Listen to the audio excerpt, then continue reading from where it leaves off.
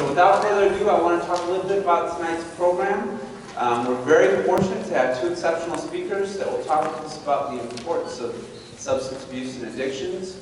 We're seeing in the news a lot of information about the opioid epidemic and about the legal ramifications of marijuana in our states and our country. So tonight we have Justin Wolfe, who is a licensed clinical professional counselor. He is a certified alcohol and drug counselor and a certified rehabilitation counselor. Completed his master's in counseling with a specialization in rehabilitation from the Adler School of Professional Psychology and completed his addiction training at College of DuPage. Clinical therapist at Linden, outpatient at Addiction Services. So we're very pleased and heard such wonderful things about him, so we want to thank him for his time. And then following that will be Todd Fink, certified alcohol and drug counselor, graduate of Georgetown University, a mindful instructor. He did actually come present to us in one of our earlier sessions. I told him it's not like Saturday Night Live, you don't get more kudos the more you present here, but we are very happy to have him here this evening. Co-founder of the internationally acclaimed music group, the Giving Tree Band. As a musician, counselor, and speaker, writer, lifelong student of meditation, Todd works fervently to educate individuals, organizations, and communities on the benefits of healthy and mindful living. So, without further ado, you don't want to hear me speak anymore. Justin Wolfe, please come up to the stage. Thank you very much for coming. Let's give a round of applause.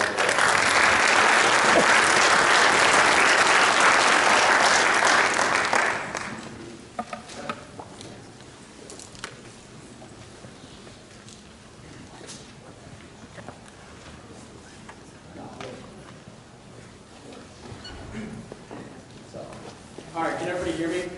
Am I loud enough? I figured I didn't need a microphone, so we'll just roll with that.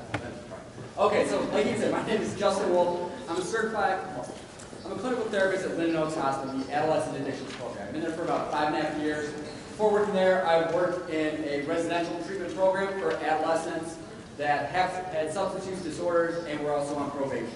That facility was called Praxis. So that's kind of my background, kind of coming into this. And I think it's such a big topic as we're talking about this, because it just seems like this is blowing up everywhere. And everybody's kind of like, where does this start? How does this begin? And I think that's kind of like the conversation we need to start having, because a lot of our focus is generally focused on the end of the tape. How did we get here? How did it end up like that my kid was using this? Why is this weird tower in the bathroom? What is happening? How do we end up here? And if we had just known, like I hear that all the time, if I just know what to look for, we might have been able to stop this. So, as I'm going through this, I'm going to be talking pretty fast. There's a lot of material I want to cover with you, and I think we have a question and answer time afterward. And after that, if you guys have any questions or you want to get in contact with me, my contact information is up here, and you can feel free to touch base with me afterwards. So, without further ado, where does this all begin? And a lot of times it begins in a very, safe or controlled place. Parents' basements, like younger or older siblings, kind of introducing their younger siblings to this. And a lot of times, like some very horrible things happen in these places that are perceived as safe. And a lot of times parents think they're doing the right thing by controlling this and saying, hey, I know they're going to do it, at least I can keep them in my supervision. But a lot of people get really sick in these places where it's perceived as safe. And the earlier this stuff gets activated in the brain, the earlier this is introduced to the adolescent, the earlier they learn, wow, I like this feeling, and I didn't have to do anything to create this. All I had to do was use something. And if you have that family history, we'll kind of get into those risk factors of what put people at place for addiction. That could be a life-changing moment for somebody. The other thing to kind of get into this is that this is a young person's disease. And I think we're starting to get a lot more focus now, recognizing that this starts at a young age. And the data shows the longer that we can prevent somebody from using, even if it's just 1 year, there's a huge difference in the possibility of them not developing a dependence or an addiction to a substance or behavior. So for every year, what's that? You need mic? Yeah, sorry. It's fine. Okay. No.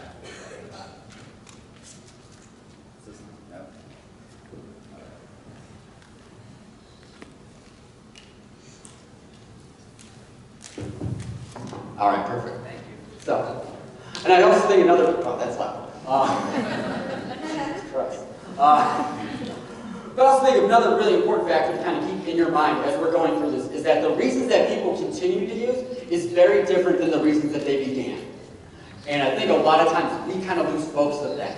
And whether that's because we're in denial or it's easier to just say, they're just having fun, they're being a kid, they're going through a phase, they'll grow out of it, that becomes very different when you're kind of looking at their motivation for use changing as they're beginning to use, and their lifestyle is changing, the people that they are running around with is changing, and they're pulling away from those activities that they use as positive influences and supports in their life. So where does this begin? It becomes in one of three substances that have really been perceived as safe or not as bad.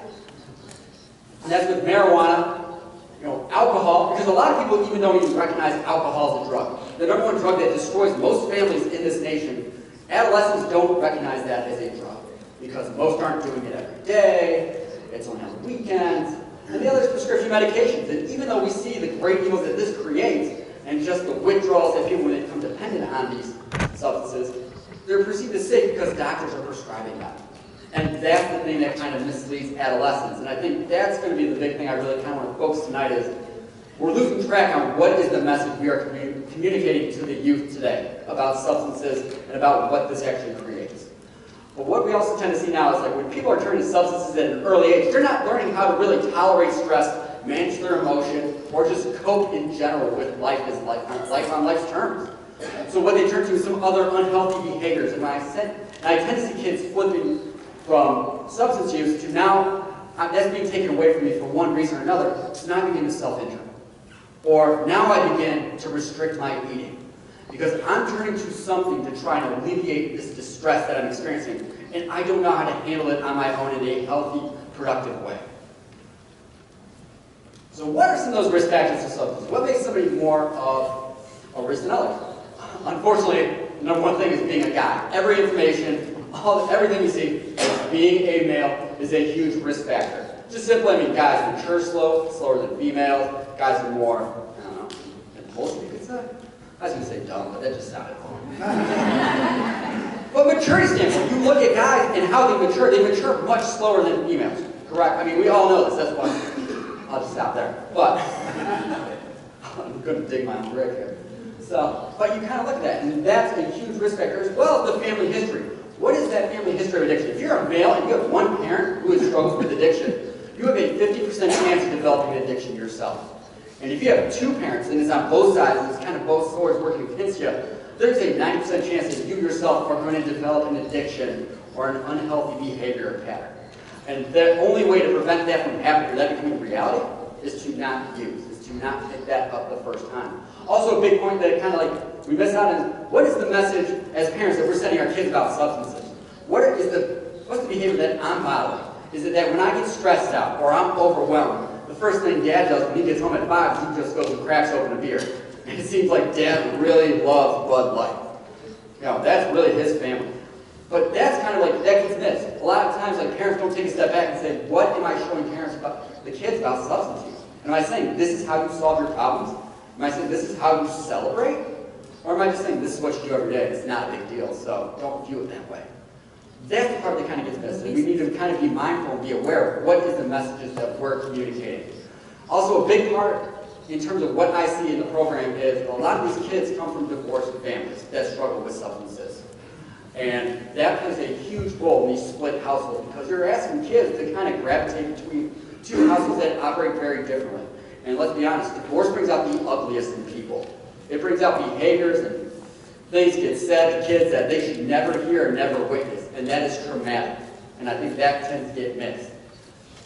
Also, you kind of look at trauma. Somebody who experiences trauma is at much greater risk of using something to try and regulate their emotions and tolerate it. That's the thing I hear a lot from people who have been sexually assaulted or physically abused or even bullied significantly, is when I use, that helps me just turn my mind off and I don't have to think. And that is really a pretty scary thing that they never really were able to work through it. And I think that's a big point to just kind of keep in your mind is these traumas and these events that happen that are life-changing and really affect somebody at their core. They've never learned to deal with them as long as they are using.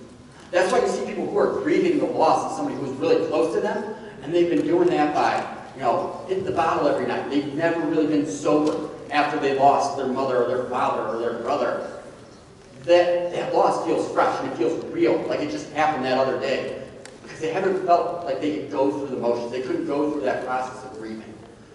Really, the last thing I really want to hit on here is like the lack of positive connection. The people that you surround yourself with really either set you up for success or they set you up to kind of fall into these behaviors that are unhealthy and unproductive. And what we tend to see is like when people kind of get further and further into their use, they tend to pull away more from those positive people. And sometimes they're pulling away from those positive people because they feel like they don't deserve that they're boring, lame, or sometimes those people themselves kind of pulled away and said, I don't even recognize who you are anymore. I had a kid whose family just looked at him in a family session and literally said, like, I don't know who you are. I think we had like aliens hijacked you or something because you look the same, but you sure as heck don't talk the same and you don't act the same. So I have no idea who you are in this home. And that just speaks like the disconnect that substance use plays in these family relationships. And that's a huge loss. Oh my God. There we go. So why is this happening? And I just love that photo. Sorry, I'm just passing. That's a wrap. This is kind of like the message that gets communicated to adolescents. Where do they see this? What's the media telling them? Marijuana was this great evil with reefer madness. Like everybody, it's just like this cult classic film. If you haven't seen it, sorry, check it out. It's really funny. But that was kind of the message that was being communicated back then to now. It goes from reefer madness to it's the greatest medicine this world has ever seen. It cures everything. It fixes everything. There's actually like a diagram that one of the websites that is actually like pro marijuana has put out there. It has like this big circle and it has all these different diagnoses. And it says, fixes this, fixes that, fixes this, fixes that. And one of them that kind of like jumped out at me was traumatic brain injury. Because I had a traumatic brain injury. And let alone it was hard enough to really kind of like stay focused and stay present and not get stuck in my own head. So let alone you're going to smoke something that's been shown to destroy neural connections and your brain's going to recover from that? That just doesn't make sense to me. So, but also look at like what these songs, that's besides the point, sorry. So, well, you kind of look at what are these music artists putting out there. What are they promoting? You have Lil Xan, who has a Xanax bar dripping down his face. You have Lil Pump, Lil Peep, Lil Perp, and some of their lyrics are just all about glamorizing and glorifying drug use. That's what it's all about. I mean, Future has a song where he's just literally saying Molly Percocet, Molly, Molly Percocet. And it's like one of the hit songs, and it's just naming this drug over and over again. And that's what's drawing this attention. Let alone, I don't know if anybody saw CNN on New Year's Eve, but that reporter was blazed out of her mind. Or, I'm sorry, she was really intoxicated by marijuana. She literally looked around the room and was just like, where am I right now? Like, what is happening? And that's kind of the message we're saying, and I think that's what gets missed, is this public message is, weed's funny, it's cute, it's good, it's all right. And kids see that and think it's hilarious. They get the message that this is acceptable, this is okay. And that's just kind of like this giant marketing scheme, just like, you know, big tobacco, right? Like, putting it out there that, no, cigarettes are fine, they don't cause cancer. You smoke them on the airplane, it's great. But people don't remember that. Like, you bring it up to kids nowadays, they have no recollection of that thing in this tube, the cylinder in the sky, just filled with smoke. And that was not a big deal. But also, like, the other big thing is kind of feeding this boom is this increase in access. You kind of look at where is marijuana getting spread out from? It's from all the states that are legalizing it. There's this great map, and of course I didn't include it, that shows all, Todd got it, awesome. But it shows how that's being distributed all throughout the country. And you got the declining perceived risk. So the perceived risk when something goes down, use in that is going up. The other big boom is social media. Look at who your kids are following. Look at what they're looking at. Because the top in social media who are getting followers, all have handles that are all promoting drug use. And I think number one now has got to be the marijuana guy. I forget his name, but a couple of years ago he was number 3. And I imagine with the way things are going right now, he's got to be number 1. But what is it that they are putting out there? They are highlighting, glamorizing, and glorifying substance use, and they're not talking about any of the negatives associated with it, of course. So, this has to be a big part of what keeps this going. So, like, once somebody uses, and they get that experience, and they get that euphoria, it kind of puts them in this place where now everybody just wants to be happy. You know, God forbid you feel anything negative. And we were talking about using, it just lights up their brain. It's like, there's that euphoria. I busted through that wall, and now I can actually experience joy. This is great. But when you come back down, do over time, and sometimes for people it's the first time that they use. It also opens up that back door.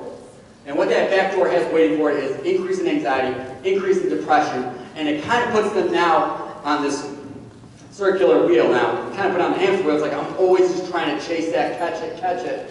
And unfortunately what that does is it reminds the person at that time that right now where I'm at, I'm not happy and I'm not good. So I know how to get that. And those thoughts and those cravings and those urges to go get away from what they're experiencing get stronger until it pushes them to continue to use. And that's how people get stuck in this cycle. Even if we're just talking about, no, it's just weed, it's just weed. But you're sitting alone in your room just trying to smoke it away instead of learning how you're going to manage it and figure out how can I move forward and be content in my own life. I just like that picture. I think it's cute. Alright, so what are some things that kind of might indicate that something's off, something isn't going right? There might be some behavior that's kind of alarming to me when we talk about drug use, right? Lying. It's a game of shadows. Like, oh, I'm over in so-and-so's house, but you don't know who my friends are. You haven't met my friends because when I tell you I'm going to my friend's house, I walk out the door, walk down the street, they're waiting for me at the corner, and I get in that car, and you've never seen what they drive, nor what they look like. I turn my tracking device off. That's a big one that we tend to hear. And that becomes a giant battle. The excuse normally is what? Oh, it drains my battery. I gotta save my battery. But it's all because they are going somewhere up to something that they just don't want you to know about. Also, random money appears. All of a sudden, they got a lot of cash in their pocket, or money's missing from your wallet. You might see like these Gucci belts start appearing. That tends to be a new big thing that the kids are pushing nowadays. Or these Louis Vuitton belts, where now they start selling belts. Or now they tell you that they're really into science and they have scales appearing in their house. I mean, that's a new one, right? Or that the bong is a beaker. I mean, I don't know. But also, like a big thing that kind of happens is when they come home from being out. How do they respond when they're coming home? Do they not sugar their eyes, keep their head down, just go straight to their room? Do they go right to the fridge and just raid that? Or do they have a hard time even getting in the door? And you got to open the door because you hear them fumbling with it. You know, those are all kind of big things that are letting you know something might be up. So where are these hiding places? Where could they possibly be putting this stuff? You turn the room upside down, can't find anything. Well, you check the ceiling tiles in the basement. I mean, one of my favorite stories, we had a kid in the program who did this, hid it in the ceiling tiles in his basement. Of course, like his parents never cleaned it. So it was really easy for them to find the stash that he had hidden up there because it was just a giant pile of dust on their pool table. So that's kind of a big thing, as well as these fake bottles. Like these bottles that have fake bottoms in it. This is a very common thing that you can buy at expensive gifts, and they just hide this. It looks like a regular bottle. By all sense, you look at it like, that's just Pepsi. No, it's a great way to hide drugs, as well as old medicine bottles. So if you had like an amoxicillin prescription and you just got the bottle laying around, filling that up. You know, outside, like a lot of kids hide their drugs outside too. So whether it's in a pot outside, underneath, like where sometimes people keep their spare keys, that kind of gets hidden. But these are just some of the most common hiding places. You know, they sometimes don't get too creative, and at some point they tend to get really lazy about hiding because they just don't care at some point, right? And that's when we talk about like hitting such an extreme that they're not even trying to cover up anymore, and they just leave stuff laying around. So, this is the big thing where it's like talking about substances. For people that don't really know how to have this conversation, this might not be the most comfortable thing to do, there's a great resource online. It's the Parent Talk Kit online. Literally, you search that, you find that, it gives you all these great resources, and it kind of walks you through different scenarios and situations on how to approach your kid and talk about substance use. But the other big thing is, talk about the elephant in the room. This is the big thing that a lot of people don't like to talk. I mean, it's kind of like, I'll deal with it when it comes up. I'll deal with it when it comes up. When this happens, then we'll handle it. We gotta be proactive. We gotta have these conversations because like the way media is today, everything is out there. Other kids are talking about it, and sometimes in people's households, they get exposed to this at a very young age. So kids that kind of grow up in a home, they got an addiction going on, they see this stuff, they know it already. So they can come to school, talk about this, and talk to your kids, and just having that conversation saying like, hey, look at the news. You're hearing all about this opiate epidemic. Or you're in high school, have you guys lost anybody? Like, has anybody in your school overdosed from heroin or from fentanyl? Like, these are real things that happen that, I mean, I get it, it's uncomfortable to talk about this, but it's better to have that conversation than playing the game of What if we had only had that conversation? What if we had talked about it? And also the big thing is if you have a son or daughter who's in recovery, and you're like, you know what, I expect you to be sober, you need to be sober, but they come up and they talk about, well, I just really want to use today. That's, in my mind, like, that's awesome. Like, the fact that people in recovery are talking, because that's what people in recovery do. They talk, they communicate, they go to meetings, they get it out, and they get that support and saying, hey, what is it that you need from me? But the big thing is really just being involved, right? Being a parent, being involved, being active in their lives. So you can tell when your gut tells you something's off, something just doesn't seem right. They just look a little odd, their speech is delayed, I don't know what's going on. All of a sudden now their clothing's changing. I don't know what's going on, what they're doing. Sometimes it means just getting out of that house to have this conversation. Because sometimes the home kind of takes on that feel, and it just is kind of like a battleground, just waiting for the next shoe to drop here. So sometimes I say, hey, go grab a shake. I like Oprah Weiss. But the family relationship is the biggest thing. When we talk about people who are struggling with addiction, we talk about something, this is what is either going to set them up for success or set them up for failure. Because a lot of times people like to point the finger and say, you're the issue, you're the problem, you need to change, fix you. When in reality, it's the whole dynamic. It's the system that is totally and completely out of whack that needs to be adjusted, and everybody plays a role in that recovery.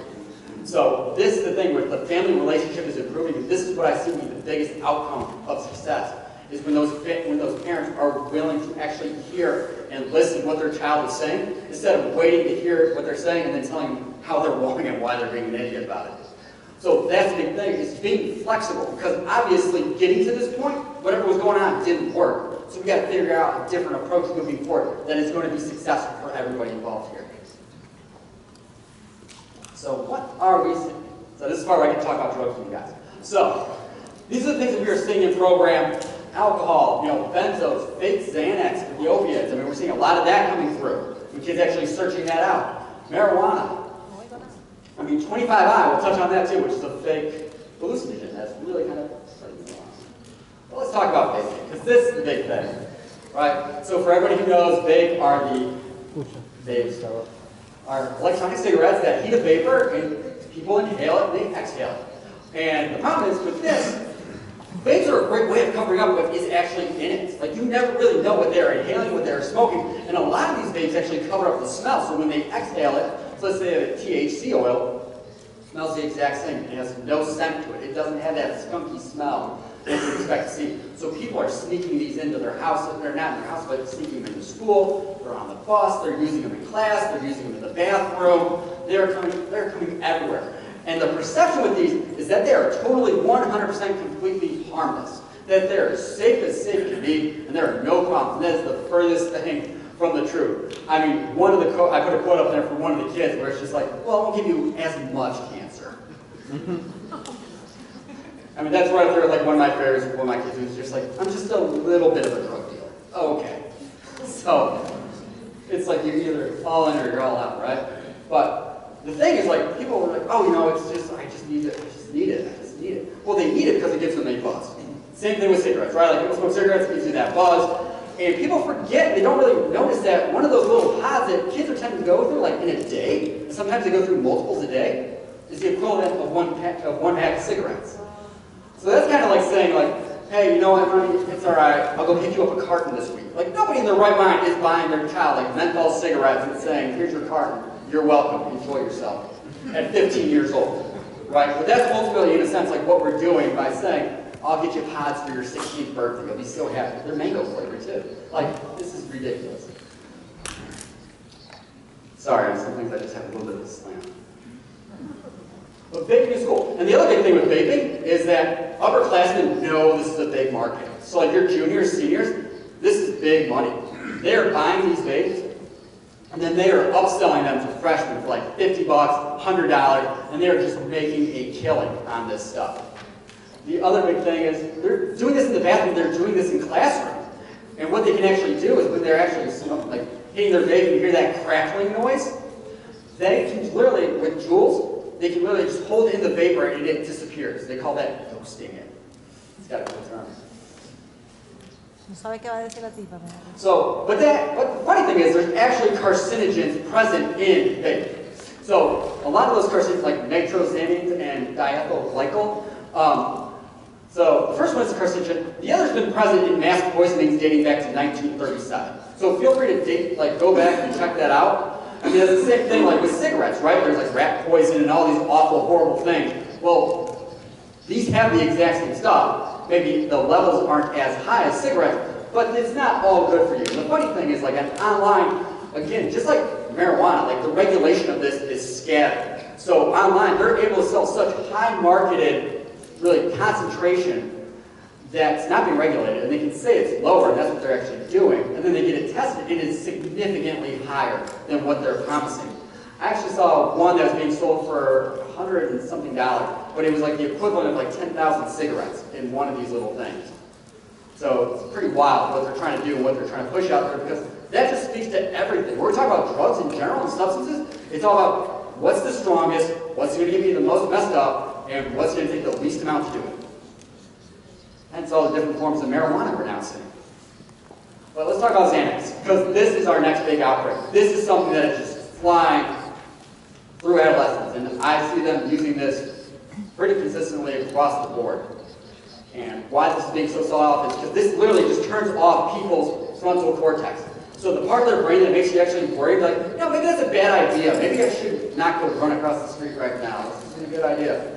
Or maybe, you know, I'm on top of the parking garage in Naperville. Like, I maybe should not be standing on one foot on top of this. Like, that fear is gone. And you kind of look at the stats, and I got an example of a chart that shows just like the number of overdose deaths. It's quadrupled since '96. And the problem with this, especially when I talk about adolescents with this, they black out, they pass out, and traumatic things can happen when they're unconscious and under the influence of Xanax. Also, people do really impulsive and reckless things when they're under the influence of this drug because there's no fear. They feel invincible. Nothing bad is going to happen. And I can tell you, I've had 3 kids in the program whose stories kind of jump out at me because they're all 3 involved in car accidents. One was on the highway. She actually passed out from being under the influence of Xanax. Her car swerved into the median in the middle of the highway going some ridiculous speed, I'm sure. And luckily, she didn't have traumatic brain injuries. They took her to the nearest hospital and she was okay. I mean, another kid passed out while driving down his street going home and crashed into a parked car, and another kid did the exact same thing. So, I mean, kids are getting under the influence and driving, and it's really reckless behaviors. So how's this being used? Because they're not just taking the pills and taking them like a medication. The new big thing is they're putting it in a soda bottle, shaking it up, letting it dissolve, and then just chugging it. So some kids will stack them with 2 or 4, and then just let it dissolve in there, shake it up, and then just go. We had one kid do that, literally just fell asleep and had to be taken to the ER from the school library. The other thing is Xanax candy. Like, you look at those gummy bears, it's the same thing with marijuana edibles. You can't tell the difference between regular gummy bears and those gummy bears. I know the picture's really not the best, but you can see it in color. Really good point. But chewing, dissolving. Not too many people are snorting or smoking, but I mean, you can do that with it, but that's not the most common method of taking this drug at this point. So a lot of the big things are gummy Xanax and just chugging it. I mean, you kind of think about like why they used it. I had a kid in the program who was using this because he liked to fight. He liked to be impulsive. He liked to not have to feel and remember the fact that he had been sexually assaulted at age 2 by his grandfather. And he named that. He said, I don't like to remember that. When I'm sober, I have to think about these horrific memories I have. And each time like that would come up, he would go and take Xanax. And then he would go fight. And he liked it because it made him feel like he was in control and he didn't have to deal with that trauma. But that whole time that trauma was driving him. And that's the big part where it's like nothing can change until you get sober and actually deal with the demons that are driving you. And this is kind of what I was talking about earlier. You kind of look, the number is just continually going up. And we kind of look at like benzodiazepines and opiates. Benzos tend to be present in about 80% of opioid deaths as well. So alcohol, I feel like, is the drug that kind of gets missed. We kind of keep forgetting that alcohol is a drug. And that this is involved in 90% of teenage accidents. And really horrible things happen when people are drinking alcohol in excess. Because we're talking about adolescents, we're talking about young adults, college age, even like fresh out of college. People aren't drinking because they're like, oh, no, this is good, I'm savoring this. No, they're chugging, they're shotgunning, and they're ripping beer bombs because they're just trying to get drunk and intoxicated as quickly as they can. That's the whole intention behind this. And the other challenge is now if you have somebody who's struggling with mental health issues like anxiety or depression, primarily depression, and they have these suicidal ideations, these thoughts coming through their mind, they're much more likely to act on those thoughts or those impulses at that time.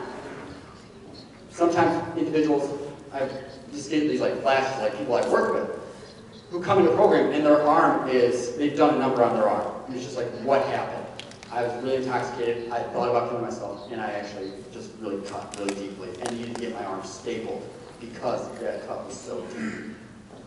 So that's the part we kind of, again, bring alcohol on this. It takes that depression to another level, and that impulsivity and that buffer to kind of like stop is gone. Again, kids don't view this as a drug because not everybody's doing it every day. And that's kind of the idea of addiction is you got to be doing this consistently all day, every day. You got to be, really wreaking havoc in your life on a consistent basis. And a lot of kids don't drink like that. They drink on weekends. So that's viewed as a social activity. So I'm just a social drinker. It's not a problem. However, when you look at like the stats, it's like 1 out of every 5 high school students has experienced a blackout. That's a pretty scary number. So think about if you're sitting in a room with 20 kids, 4 of them have experienced a blackout, and they're freshmen, sophomore, juniors, like that's wild. And that's the part where it's just like this is a big deal. You're kind of seeing drinking coming back, and the opportunity to kind of like use other substances when they're under the influence. Like that's when people start experimenting with other drugs, right? You're drunk, you're intoxicated, now that buffer, that little voice in your head that tells you this is a bad idea, you shouldn't do that. No, I'm going to do it. So people make a lot of mistakes that they then have to deal with once they get sober. And you talk about sexual assault, you talk about the blackout piece where it's like, oh, I did what last night? I said what to who? Then they got to repair that damage, and that's affecting them when they're no longer even under the influence. And that's a lot of damage on somebody who's already struggling with anxiety, depression, or just somebody who doesn't struggle with that at all. And then Adderall, amphetamine, the study drugs, the drugs that are viewed as not bad, right? Like these are just academic boosters, and that's the furthest thing from the truth. Because if people don't have ADHD and they're searching this drug out for finals week, they're taking this drug and it is creating a euphoria. And when that euphoria is triggered and created by taking this drug, you're talking about now increasing the potential for an addiction. Because the brain remembers that feeling. It remembers feeling on top. And creating this just rush that I want to get that again. And I can use the excuse that I have a test next week. So that's kind of fueling the fire. And it's a great way that the mind keeps people from actually acknowledging and saying like, oh, maybe I have a problem with this. No, I just want to be a better student. And that's kind of like when you talk about the disease of addiction, it's also a mental disease because the thinking and the distortions become so strong that you believe it and you buy into it. The problem with this, again, is kind of like and this is a theme I noticed when I was putting this together, is that when you talk about depression, and you're coming down from Adderall, which tends to be present in a lot of Molly as well, which is ecstasy, that come down to be very, very dangerous for people who struggle with depression. And that's when you tend to see a lot of more impulsive choices because they are literally exhausted. So you can see a suicide attempt, a self-injury behavior, some very dangerous behaviors come at that time because emotionally they are drained. So let's talk about weed. All right.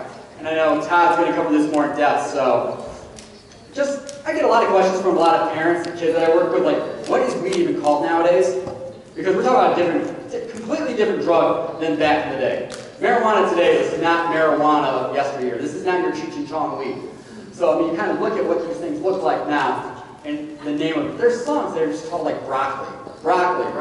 Like one of these kids plays a song like, this is just awful, but I was even looking today, and like Lil Perp has this song, it's like the 802, I want to say it's called, because I'm so hip and I know today's rap music.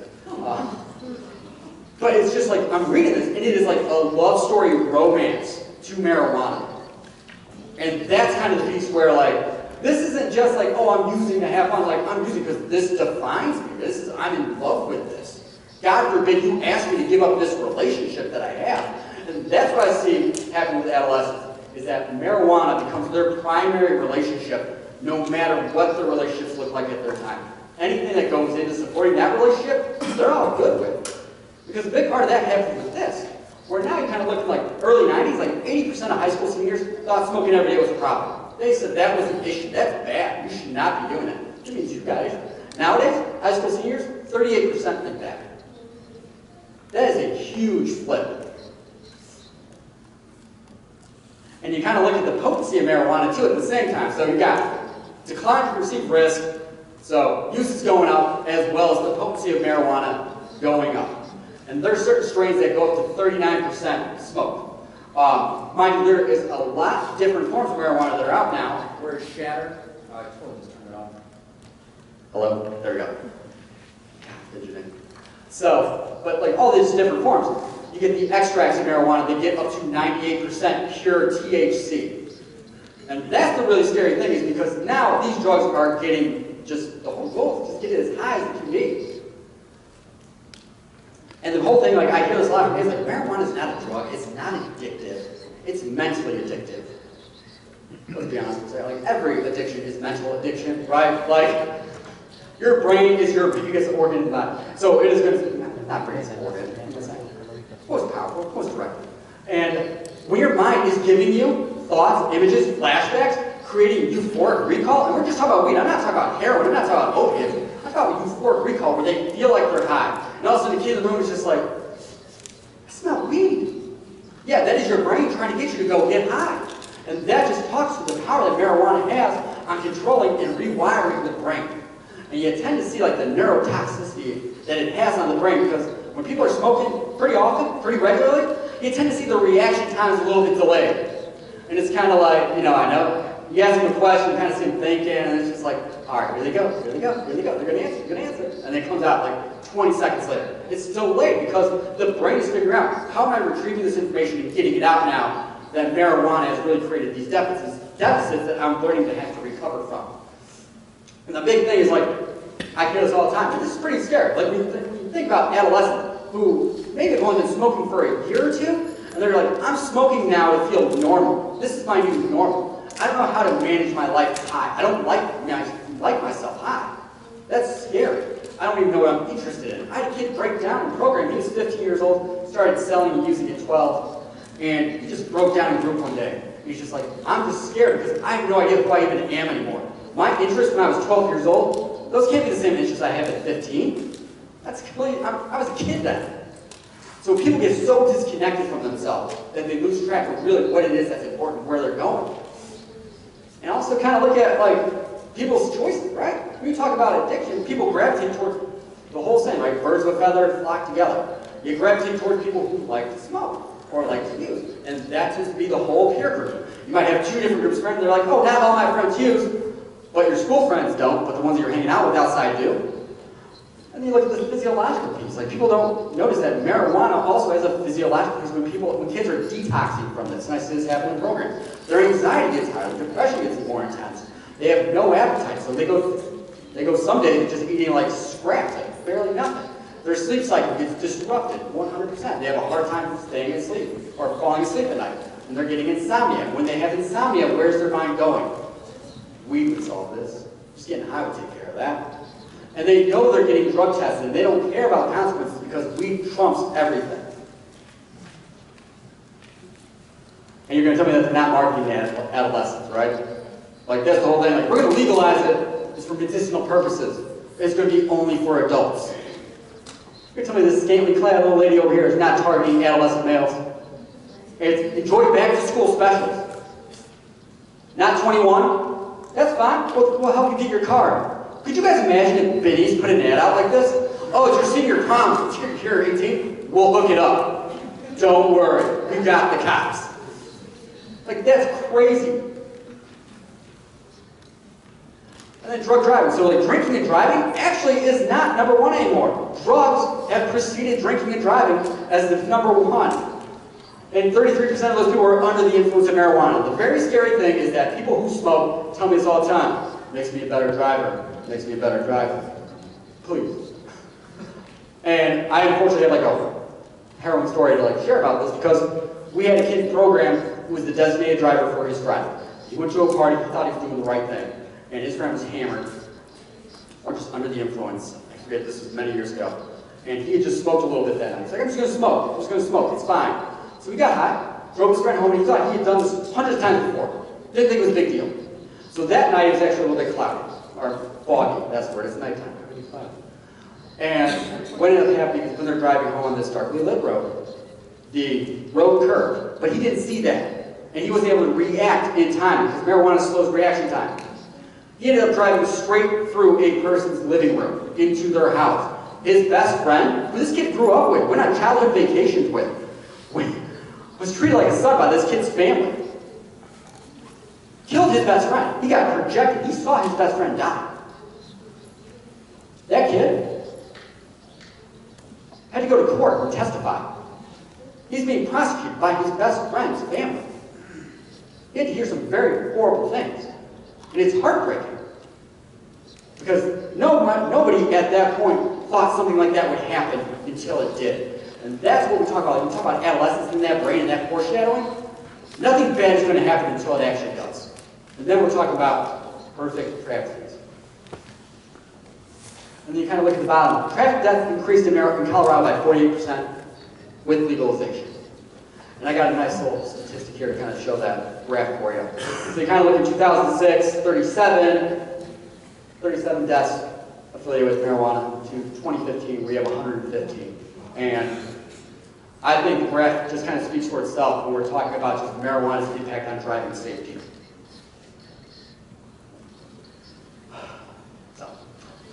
And marijuana culture, right? Lifestyle. It is a culture, it is a lifestyle that kids and adolescents are buying into. Young people, you can kind of look at it like, I know you smoke. You got the Huff socks, you got the drug rug, you got the Rasta colors. Like, you're making it pretty clear, I know what you like to do with your free time. Maybe even right now.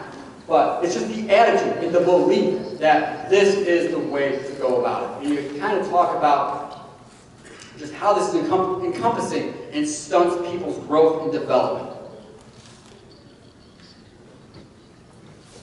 And I know I already talked a little bit about this, but, trashing with marijuana. They did a study in New Zealand and found that people were at 7 times greater risk of attempting suicide than those who didn't smoke, who struggle with depression. And it makes sense when you kind of look at it. It's a very isolating behavior. Smoking by yourself, pulling away from friends, activities that you once enjoyed, not having that motivation, the motivations to use, and kind of being disconnected from really what is important. What is it that really matters in life? And that is a horrible thing. And that's kind of the piece where, at Linden, obviously, I feel like that's the biggest thing for us, I feel like, with the kids who do strokes. 99% of the kids I see are dually diagnosed, and very rarely do you see anybody who is just straight chemically dependent. You see them dually diagnosed in the same spot, hopeless, figuring out that it's life worth living if I can't engage in this. This is making it easier for me to cope. We get kids who are able to relate and connect on something that's real and authentic and kind of talk about what is actually going on. And I feel like that's so powerful. But the whole idea of just smoking to feel normal. Imagine how hard that's got to be for somebody every day, feeling like they just can't take a step out and just be okay in their own skin without being high. You look at people with anxiety. Again, 7 times greater risk than the general population become dependent on marijuana. Whether it's slowing down those racing thoughts. The challenge is now once somebody stops using marijuana, that depression, that anxiety gets more intense. And what they've done in the process is they've lowered their ability to tolerate those emotions, to tolerate those feelings. Now any sign, the perception that anxiety or depression is going to come up, I'm going to get high because I need to be prepared to deal with this situation. So now, transition to hallucinogens. So acid is actually a thing. Acid tends to be a drug that we're seeing a little bit more frequently now. And I've tended to notice throughout the years, it seems like that drug is steadily making its way back. And it's gaining a different reputation. It's being perceived as being pure. It's perceived as being not bad. It's harmless. It actually opens your mind. And the whole belief that you got to be in a right frame of mind, you got to be in a good mindset to actually have a good experience with this. However, you can't control how your trip goes. As much as people like to experience and believe that they can, you talk about things that become unpredictable, uncontrollable. We've had 3 kids? 2 kids come to the program wearing casts on both their legs, and it's like, what happened? I had a bad trip, thought I was being chased, I jumped off the parking garage in Naperville. You're lucky to be alive. But that's what happens, is that it leads to these very impulsive behaviors that people are at greater risk of hurting themselves than hurting anybody else. They're going to do something to themselves because of what their perception is. And now you have this new drug, 25 eyes. Well, with acid, the other thing I'd say is that they're stacking acid. So instead of it being like 1 drop on paper, they're finding it stacked. They're getting 2, 3. And sometimes people don't know what they're getting. Or they do know, and then they're just taking it thinking it's going to be okay. The other drug that's coming out here is 25I. So 25I is your synthetic hallucinogen. Well, And it is more intense, more powerful than acid, and it's being sold as acid. But people have no idea what they're getting until what I hear from kids is it burns your tongue. That's the only thing I'm hearing. But what you're getting is that when people are no longer under the influence of either one of these drugs, you're seeing drug-induced psychosis come up. And you're seeing now they have to deal with things that they're hearing, seeing, their perceptions are altered. And they're dealing with this when they're no longer under the influence, and they're learning now how to deal with this anxiety and these issues that have been created just by using this one time. That's all it takes is just one time to trigger this. And you have no idea if your family has like a predisposition or if your brain is predisposed to having schizophrenia or having psychosis. This one time could activate that gene and turn this on for a life-changing course. The same thing happens with marijuana, unfortunately, I would say as well. I remember one young man that we had that was 14 years old, and he had been smoking marijuana pretty heavily, and it was about 6 months, and all of a sudden, his mind got flipped. He was delusional, he was psychotic, which meant he felt and saw things that were not there. And you just see this kid was really, really hurting. It was heartbreaking, because it's like 14, your lifestyle has been changed. Your course, it's like, you're going to have to go into like permanent care, because how are people going to take care of you when you're having a hard time managing for yourself? So that's the part where I'm just like, this stuff is serious and it's real, and you know, this changes people's courses of their life, and it's where they're going and their goals. But, alright, so opioids. So what we tend to see, I will say with heroin, we're still seeing that around. We are not seeing that often in outpatients. What we tend to see now is a lot more lean, and we're seeing fake Xanax, so fentanyl is coming back. And I think the next slide I have kind of speaks to just fentanyl's growing presence in the community. And that's the challenge now. In DuPage County, we kind of look at the staggering difference in the stats between 2015 and 2016. So in 2015, we had 51 deaths.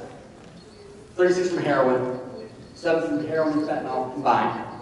Because that's the challenge, like people don't know what they're getting. People think they're getting the same stuff every time they go to the same dealer, but their dealer can be cutting in fentanyl, and they don't know that until they get it, and sometimes that's too late. And 8 were from fentanyl alone. Now, fast forward into 2016, heroin didn't change, but fentanyl sure as hell made its presence known. And that's a very scary thing, because you look at 26 from heroin and fentanyl alone, 16 from fentanyl. You factor fentanyl in there, fentanyl, there's more deaths from fentanyl now than heroin.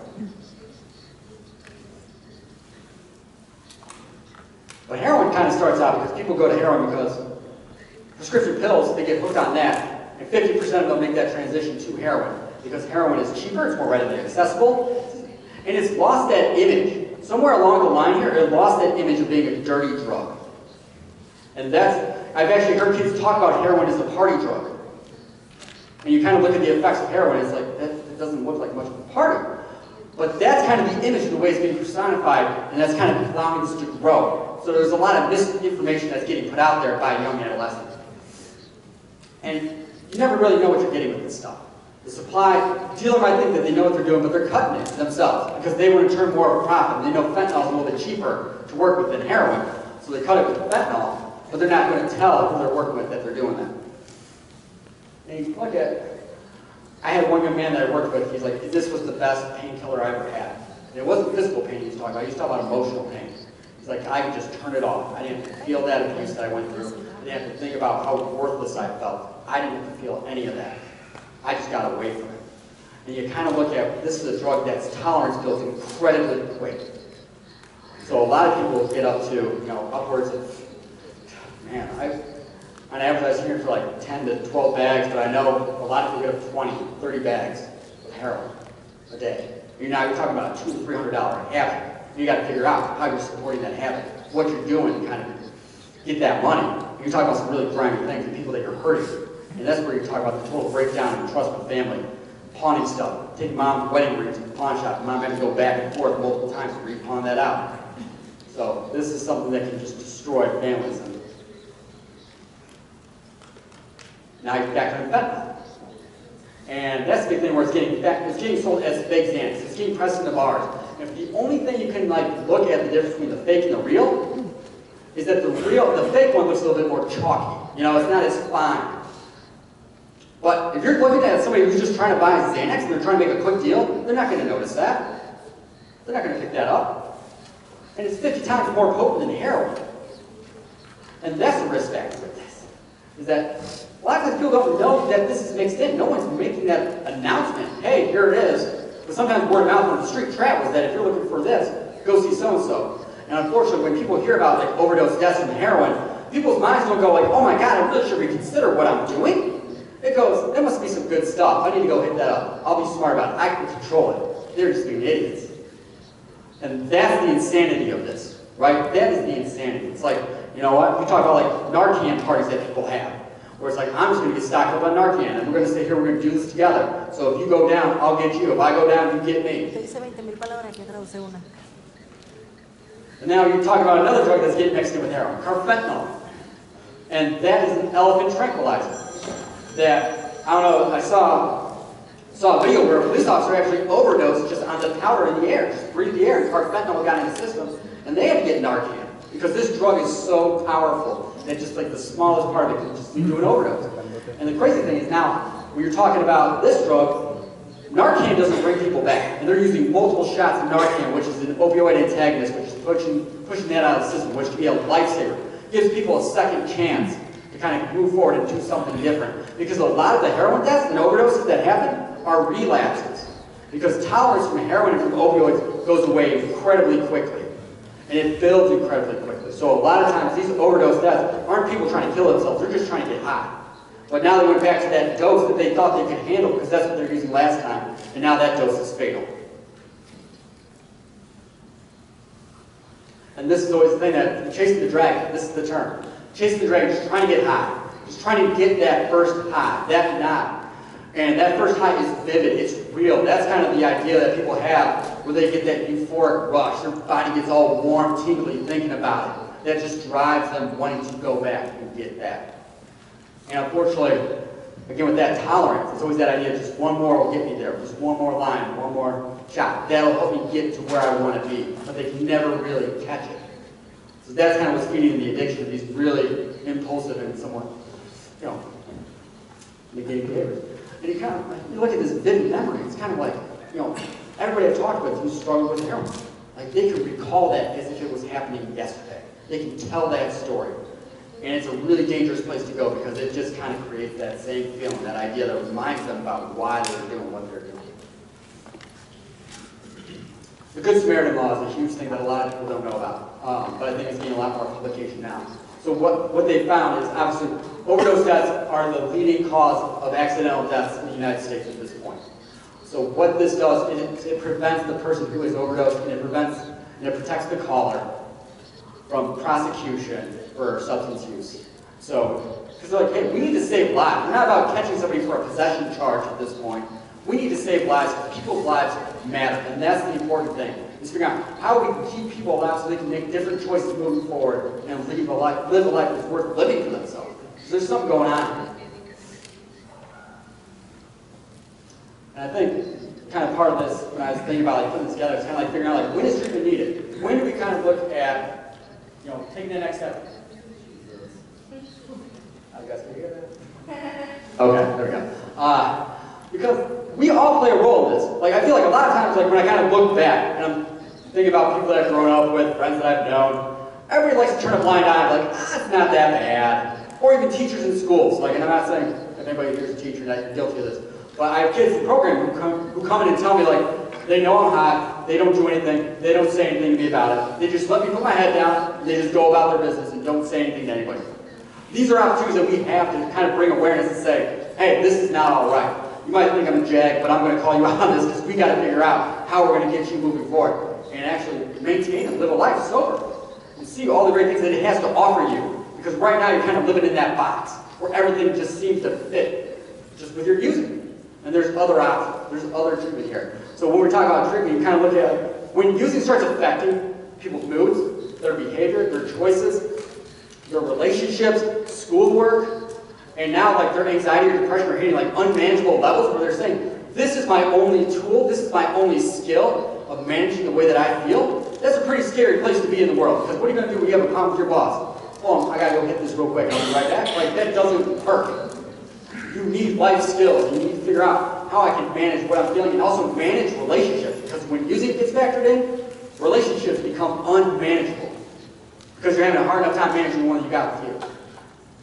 So, you kind of look at like a clearly established pattern of use. And this is kind of where it's flown past that like social stage, right? Like the social, I'm just a social user. Well, social recreational really is been defined as like 1 to 3 times a month. So there could be periods where like maybe you're going like a month without using, once here, once there. That's where you're kind of looking at, we need to figure out some interventions to help keep you sober, help you not engage in this behavior. Let's look at who you're running around with, where you're going.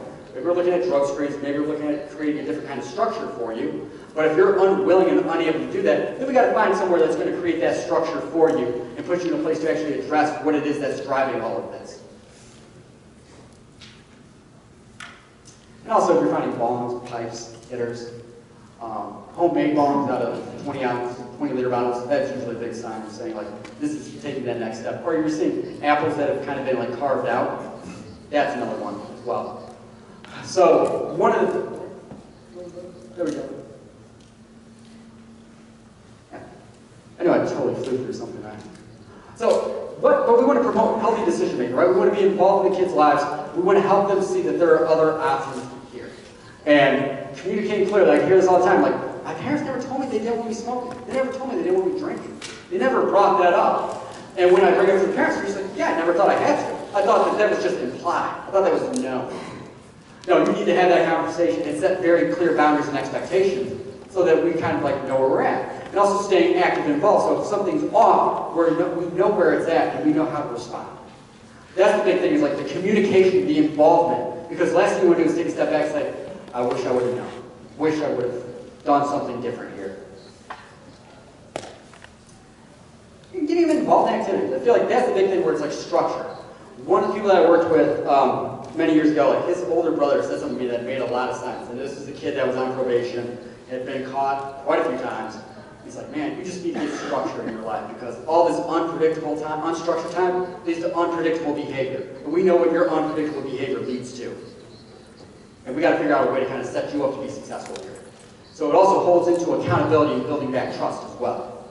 Because that's the big thing, is like, you're saying one thing, but your words at this point, we're talking about treatment and significant substance use, words don't really matter much because you get good at manipulating, you get good at saying the next right thing. So it's all about what are your actions telling me. So one of the things that, throughout my time working, I felt like there's such a big need for adolescents in recovery. There's all these things that are great for like adults, but there's nothing that's really celebrating adolescents who are active in their recovery and doing things different. So what we've decided to do this year at Linden Oaks is on 4/21, we're having an Jesus. Yeah. I don't know why I said that with like a southern drawl either, it's weird. But what we've decided is on 4/21, we're going to have an adolescent recovery day. And we're going to bring people together who are active in the recovery. Because this is always a huge thing that people struggle with, is figuring out, who can I hang out with? Nobody else is in recovery. Recovery is going to be boring. This is a great way to bring people together who are working towards the same goals and also say, I can have a good time. I can have fun. I mean, we're going to be playing dodgeball, 3v3 soccer, flag football. We're going to have an expressive therapy station. And it's going to be 3 hours. And it's going to be a lot of fun, just kind of bringing people back, celebrating where they're at and where they're going, and focusing on moving forward. And we're also having 3 kids come back from our program who we have come back and speak to the group regularly and kind of share their story about recovery and kind of how this has really changed their lives. And these are just some books that I think are really good, really useful, just kind of like help speak to addiction and just recovery in a sense. So, if anybody wants the PowerPoint from me, if you don't have access to it, feel free to email me on the first slide, or talk to me afterwards. I'll be more than happy to send it to you. So I appreciate you all listening to me. So thank you for your guys' time tonight.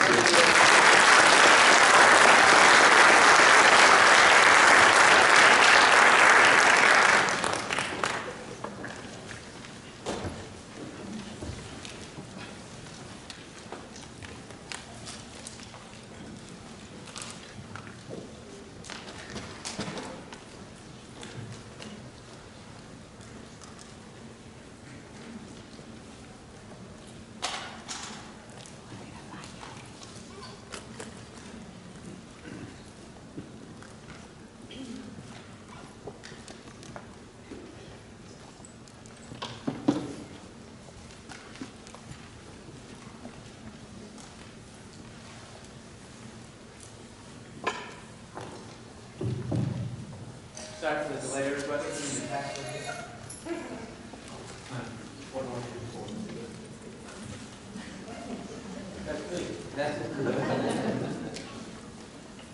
Good evening, everybody. I'm Todd Fink. It's good to be back again. Thank you for inviting me to return this year. And I'm grateful to be here with my colleague Justin, who's working really hard in Linden Oaks and beyond to help kids and to protect kids. So I appreciate everything he has to share, and I always learn from him. And tonight, my part of the presentation will be briefer, but I just want to take a little time to talk about medical marijuana and the implications. And it's definitely a politically charged topic, and I'm sensitive to that.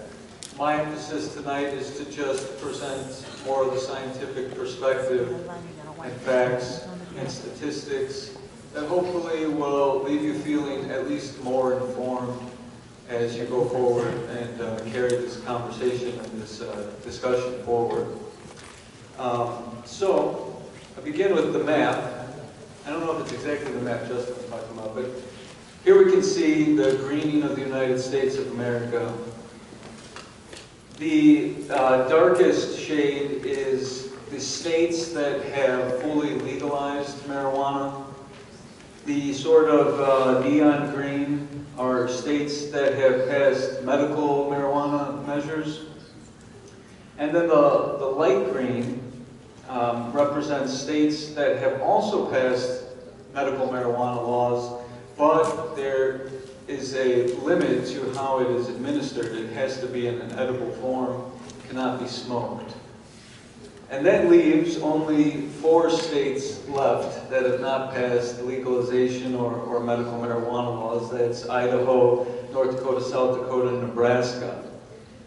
You'll see that some states have a D on them. That represents states that have passed new laws to decriminalize the possession of marijuana, which leads us to 3 important issues that often get conflated, and I really want you to be aware of this. One is the decriminalization of possession of marijuana. I'm talking about what type of penalties versus decriminalization with the judicial system. Second is the medicinal use of compounds derived from drugs like marijuana. And third is the legalization of recreational or non-medical use. Justin really got into what marijuana is, but I'll just briefly run through this. It has 500 chemical compounds. The 2 most common ones are the ones we talk about the most are THC and CBD. THC being the psychoactive ingredient. It's the most used substance after alcohol and tobacco. There's various routes of administration, as Justin mentioned. People smoke it, people eat it now. There's wax. There's lots of different ways to get it into your system. There's high variability of concentration, and it is an addictive substance, as Justin described. Well, what is medical marijuana? Medical marijuana is using the whole unprocessed plant or its extracts to treat symptoms of different illnesses and conditions. Common conditions are cancer, HIV and AIDS, arthritis, chronic diseases with chronic pain. And till now, the U.S. Food and Drug Administration, the FDA, has not recognized or approved marijuana as medicine. And that's really important. We're going to come back to that. However, isolated components have shown promise to be able to treat certain diseases and conditions. And there are 3 products. One is called Marinol, one's called Epidiolex, and one's Sativex. And those actually look like medicine. And they are in the process of going through clinical trials to treat, the Epidiolex treats seizure disorder, and it's been shown to be effective in youth seizures. Marinol helps people regain their appetite, and it helps with nausea associated with chemotherapy. But this has not been proven yet by the FDA, and it is going through those kind of trials, which leads to what we know as medicine.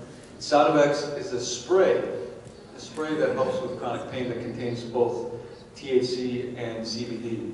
Developing marijuana-based medications through the FDA process is more likely to ensure that seriously ill patients who are being supervised by their actual treating physicians have access to safe and reliable products. That comes from a source called Smart Approaches to Marijuana, which I would encourage you to check out online. This is what those 3 products look like. This looks a lot more like what we think of as medicine.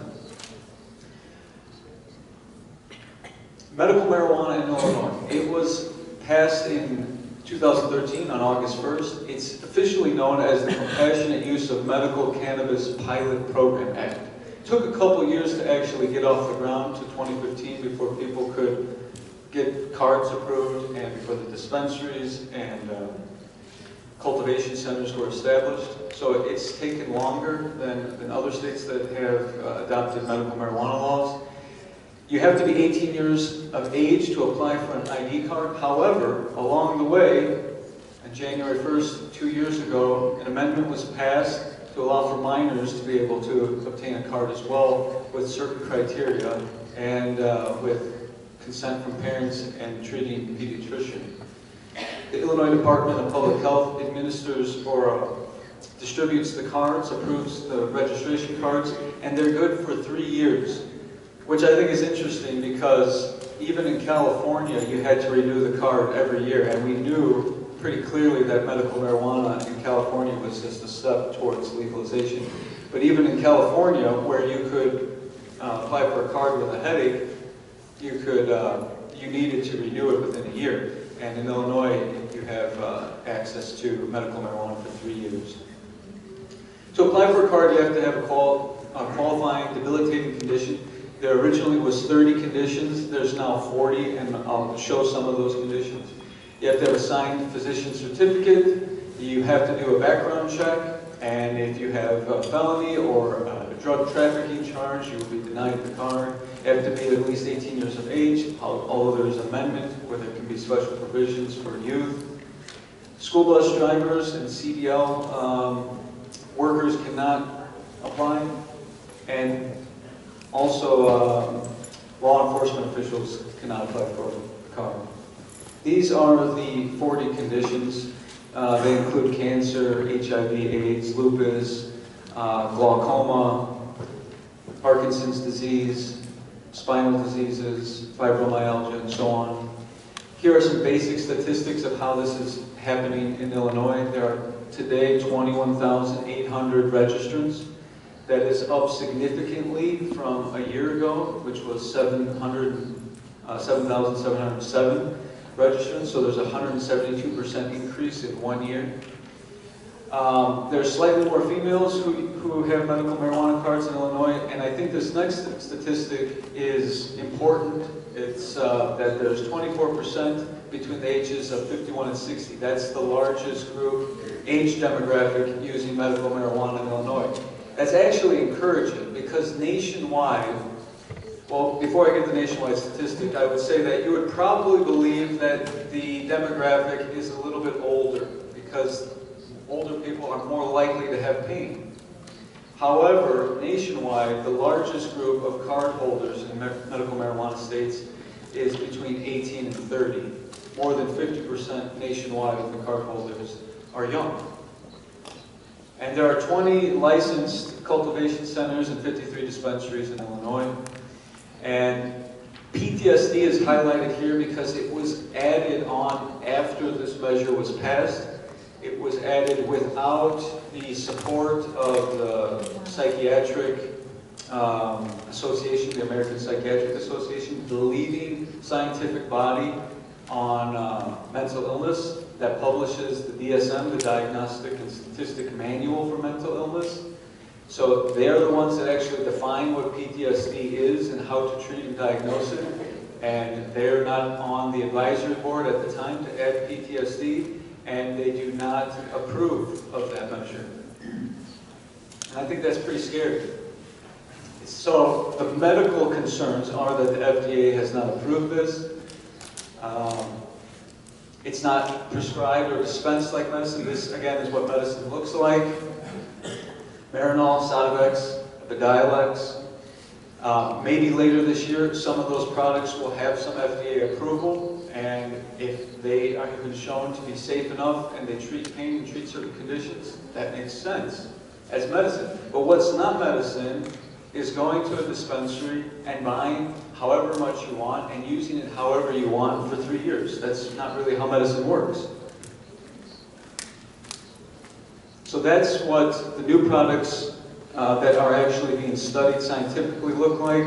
And these are example of products. One Justin showed. This is what is offered at the Naperville and Joliet dispensary called 3C Compassionate Center. You have BioJesus and Great God Bud. If you go to the Compassionate Care Center's website, the medicinal dispensary, the medical dispensary's website, to look at the medicine being offered for the conditions, here's an example of what you'll find. Blue cheese, alien rock candy, BioJesus, Ghost Train, Haze, Flow. Doesn't sound like medicine. And I think it probably has a lot to do with why you don't have a lot of people above the age of 60 carrying medical marijuana cards and making use of this measure in Illinois. So when it's called the Compassionate Care Act, I think that we really ought to be thinking about older citizens and creating an environment where they can actually safely and comfortably get help without having to navigate through this kind of maze to find medicine.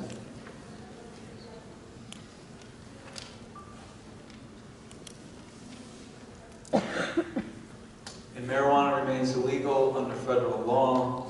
It is still a Schedule I drug as it's categorized by the federal government, which means it has no medicinal value according to that schedule.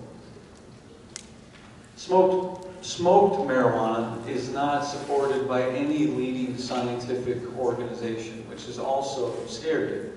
There are official statements from the American Medical Association, from the American Society of Addiction Medicine, and the American Cancer Society. And that's important because those are three of the most, some of the most common conditions that people are being treated for. The official scientific bodies or organizations that identify and diagnose and treat these conditions don't support this. They talk about the damage to the heart and to the brain, and when you smoke marijuana, you're still inhaling carbon monoxide, you're still creating a carcinogenic effect. So to prescribe that for somebody is not really how medicine works. Now, we know that we hear stories and we know that there's plenty of anecdotes of how marijuana has helped people cope and it's reduced pain. I'm sure that's true, and that's why it's being studied in a more realistic medicinal form, like the products I showed you earlier. But to send somebody to a dispensary to get the whole plant and smoke that would be like sending somebody to an elm tree farm because aspirin comes from elm bark, and asking them to buy a bunch of elm trees and do whatever you want with it, and I'm sure that it will reduce your headache. Heroin reduces pain. We know that, but we wouldn't prescribe smoking heroin or injecting heroin. We wouldn't ask patients to smoke opium, even though we know that will reduce pain. What has happened is the chemical compounds that can be extracted from the plant have been and have become medicine. It's still highly addictive and still has its dangers, but it can be regulated by the FDA, and your treating physician can be with you every step of the way. This is the official statement from the American Psychiatric Association about using medical marijuana for PTSD. Because of the lack of any credible studies demonstrating clinical effectiveness, the APA cannot endorse the use of medical marijuana for the treatment of post-traumatic stress disorder. The Council on Research and Quality Care reviewed available evidence regarding the use of marijuana in the treatment of PTSD and concluded that no published evidence of sufficient quality exists in the medical literature to support this practice. So what's driving this? Obviously not science. What's driving it is money and corporate lobbyists. Also, many people view commercialization as an inevitable. It's becoming part of a progressive movement, and it gets lumped in with a lot of other items on a progressive agenda. So you feel like you're on the wrong side of history if you don't support the legalization of marijuana. There are many myths, misperceptions, and inaccuracies, like it's not addictive, which Justin explained to us that it is, that it's natural, it's a plant. So cocaine comes from a plant, opium comes from a plant. Most drugs, all drugs come from a plant. Once you burn a plant or smoke marijuana, you're already creating a chemical change. You're changing the molecular structure of the plant. You're changing it into smoke. So obviously it's no longer just a plant at that time. And where have we seen these messages before? In the history of smoking in America, when it was good for you. We knew that smoking caused cancer as early as the 20s, but it took until the 80s before that information, that science could be sufficiently disseminated, because the corporate powers that be were stronger, more influential than the scientists.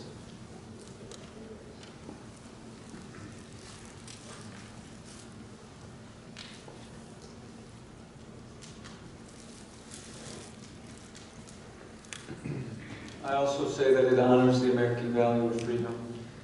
I think throughout my life I've thought more freedom is a good thing. That's what our country is all about. But there are implications to this, and there are consequences to those freedoms. What we're really talking about is a green light to big cannabis, and that's very different than having a plant in your backyard. We're talking about the corporatization and the targeting to children of marijuana. And so I mentioned it's lumped into progressive politics. You'll actually hear people talk about it in the same sentence that they would talk about gay marriage and civil rights, that it's part of making America better. And I think there's a big difference between, who you might love and what people are doing on the roads. I think that's a big difference. So to lump it in there is a tactic, because when this progressive agenda is influencing voters, you feel like if you're not on board with this, that you're behind the times, or that you're not enlightened on these matters. Very powerful cannabis investors and lobbyists are driving these messages, as well as the promotion of tax revenues that could come from it. But I think that there's an interesting point to be made, and that is, when we look at the tobacco and alcohol industries and the revenues that they bring in and the tax dollars that they bring in, they don't at all compete with the cost involved with taking care of illness and disease associated with tobacco and alcohol. So the amount of money that the government spends on treating conditions related to tobacco and alcohol and creating resources for communities far outweighs what they take in. If it wasn't that bad for you, it wouldn't be legal. It's not as harmful as alcohol. Big cannabis targets kids, and I think this is really important, that 90% of all addiction begins in adolescence, which is why all drugs and alcohol target children. I've also read that 10% of all alcohol sales, or 10% of the American population accounts for 70% of all alcohol sales in America. 10% of Americans drive 70% of the business. So when you hear the message, remember to drink responsibly, it's really just a PR tactic, because if people actually drank responsibly, the industry would fail. So they have to target children, because addiction is the business. They're in the business of addiction, and it starts in adolescence because the brain is still developing. There is a much lower rate of addiction when people have not tried that substance until adulthood. So all the advertising goes after youth. This is what marijuana looks like today in Colorado. These products are created to attract kids and also help them to be able to have it on them without getting in trouble. I won't go through all this because we're running out of time, but these are just more statistics about the dangers of marijuana, because we often hear that it's harmless, you can't overdose on it, and so on, and that it's a plant. But there are very serious consequences and health risks involved with using marijuana. The poison control calls in Colorado after legalization have spiked dramatically. I think what's really kind of scary here is that this blue number on the bottom, this blue track, represents calls to poison control for children ages 0 to 8. Now, why would you have children ages 0 to 8? Because of that previous slide I showed you. When their brother or sister has a bag of gummy worms and a little toddler finds that, they could eat the whole bag of candy. And yes, it's very dangerous if you eat a bag of highly potent edibles.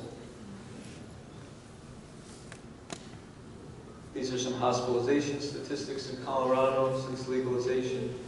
We have a 70% increase with 11,000 hospitalizations in 2014, up from 4,000. Is it still a gateway drug? The answer is yes. That has not gone away. The columns on the left represent the usage of some of the other drugs that kids get into, like alcohol, and cigarettes, and opiates. And it's much lower if they do not use marijuana. It's much higher if they have used marijuana in the past month. The prevalence of heroin use among marijuana users in the United States is much higher. So I'll conclude by summarizing some of the implications. One is that the youth rate increases when there's medical and legalization measures passed in states. And I think that that's not a consequence that we recognize immediately when we talk about giving people more freedom. But Colorado is now has the highest marijuana usage rate among children. Also, I believe, has the highest rate in the whole world. The white and purple, not purple, the reddish purple colors represent states that have passed legalization of medical marijuana measures, and these are youth usage rates. Social justice is something that is not something you would immediately think about when we're talking about medical marijuana. But in Colorado, the arrests of Hispanic and blacks has increased since legalization because it's still illegal to use in public and to display marijuana in public places. But they are being targeted, as the statistics show. It is actually decreased for whites and increased for minorities. And this map shows where the businesses are, the marijuana businesses are concentrated in the city of Denver. This represents, on the left, more of the minority communities, because that's a whole other question. Where do you want these businesses to operate? Where do you want marijuana businesses or dispensaries to be? Most people don't want them in their neighborhoods, and you have to go through a lot of community organizing to prevent that from happening. So which communities are able to achieve that? Usually affluent and white neighborhoods. And it's harder for poor and minority neighborhoods to have sufficient education, especially when English is a second language, to be able to organize themselves well enough to prevent these stores from being in their neighborhoods, giving more access to the people in their community. It's the same with drug stores or liquor stores and gun stores. Traffic safety, Justin has touched on this, but how do we know if we're too high to drive with medical marijuana or legalized marijuana? And how do the judicial systems know if you're too high to drive? There are different metabolism rates, different clearance rates than there is with alcohol, so there are concerns there. This one's interesting. The black markets continue to thrive and even grow. Oregon campaigned for legalization, promising to raise taxes for medical marijuana, or for legalized marijuana, and to be able to improve the state budget, and that money would go towards education and improving some of the public resources. But also to reduce the influence of the black market in that state. And since legalization in Oregon, the black market activity has increased. Simple reason is once you tax the marijuana, it influences people to go to the black market where it's not taxed. And because of the cultural shift, the black market can more easily advertise and reach people. So it's dangerous because the black market and trafficking is not just drug trafficking. Traffickers traffic everything. So we're talking about increasing drug trafficking, human trafficking when these markets grow. And it's scary and it's dangerous. There's a possible link to homelessness. I say possible because I think it's a very complicated issue why homelessness is increasing in Colorado. But since legalization in Colorado, they've experienced a 13% increase in homelessness while the national rate has decreased by 8%. I say it's complicated because people flock to that state and that complicates job situation, complicates living situations. Veterans are going there to try to get help for PTSD and pain. And when we're talking about compassion, I think we have to be thinking about the veterans. But that's why I think it's really important to advance the scientific progress on approving these drugs like Marinol, Epidiolex, and Sativex. Crime rates have increased in Colorado and legalized states. This graph here represents the number of public arrests for public displays and consumption of marijuana. Before legalization in Colorado, it was 8 in 2012. 8 arrests for public displays in Denver. In 2015, it's 752. So that is a major culture shift. So just because it's legal doesn't mean that you can be smoking in public and out on the streets with it. But because of the cultural shift and the perception shift, like Justin talked about in the youth, it changes the way people behave. So it's also a major corporate culture shift along with this. This graph represents the number of marijuana businesses compared to McDonald's and Starbucks in Oregon and Colorado. There's more in Oregon than McDonald's or Starbucks, but in Colorado it's more than McDonald's and Starbucks combined. We think about the influence and prevalence of Starbucks in America. So in conclusion, I think we need to continue to educate ourselves as citizens, as communities, as neighborhoods, as families, to talk about this issue and to get real science and to see what the scientific bodies, scientific organizations are saying. And try to help science drive some of these conversations, not just big cannabis corporations. Understand the differences and the implications between legalization, decriminalization. Now, decriminalization means that there's not going to be a serious judicial consequences for someone in possession of a certain amount. That limits the influence of corporatization because it's still illegal, while helping people stay out of jails and get into treatment programs. Also helps to reduce stigma when we decriminalize addiction. We should also be thinking about some of the language that we use with addiction, like abuse. Substance abuse versus substance use disorder. Abuse is a very violent word. Makes people think of crime. Further research is essential to safely extract medicinal properties, to safely distribute this and dispense this, like the products I showed earlier. Here's the site for smart approaches to marijuana. It's called learnaboutsam.org. And to continue to engage in open-minded dialogue. I understand we have different political beliefs, and there's lots of political divides in our country. But if we can have respectful dialogue and look at facts together, we can be informed citizens, and maybe we will ultimately vote differently, but at least we'll have more facts. And finally, compassion is still the goal. Thank you very much, and I think there'll be time for questions. I appreciate your time.